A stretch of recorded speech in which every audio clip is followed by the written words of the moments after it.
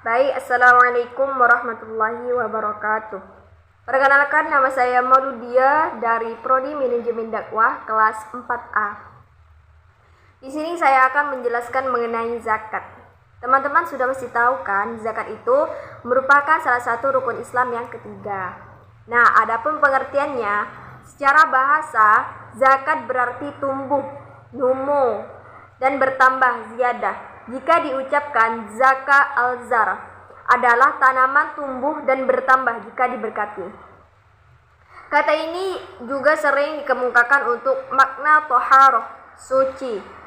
Allah Subhanahu wa taala berfirman dalam Al-Qur'an surah Asy-Syams ayat ke-9 yang berbunyi qad aflaha man zakkaha, yang artinya sesungguhnya beruntunglah orang yang menyucikan jiwa.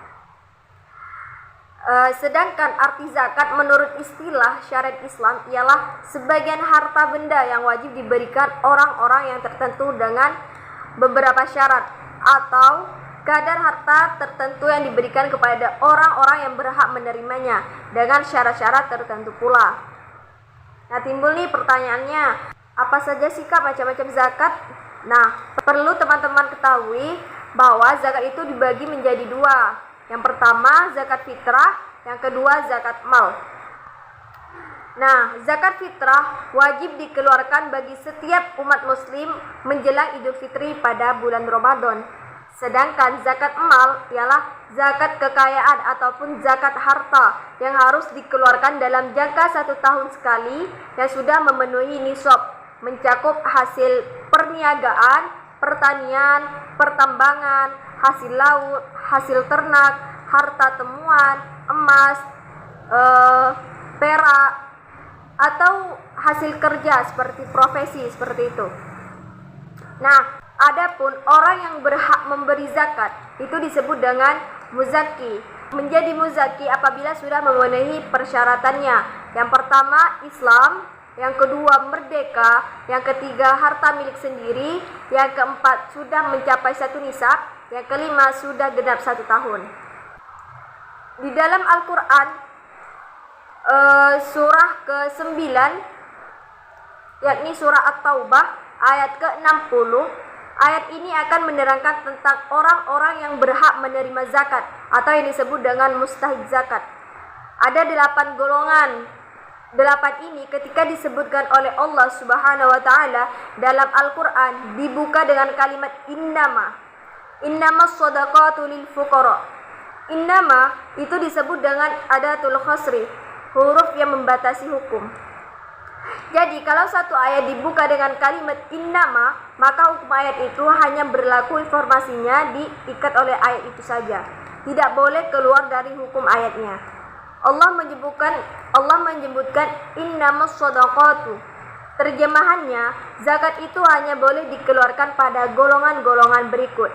Yang pertama, lil fuqara, orang-orang fakir.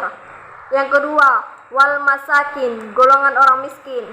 Yang ketiga, wal amilina 'alaiha, orang yang fokus untuk mengelola zakat sehingga dia tidak mengerjakan pekerjaan-pekerjaan lainnya. Jadi bukan nyambi di sini.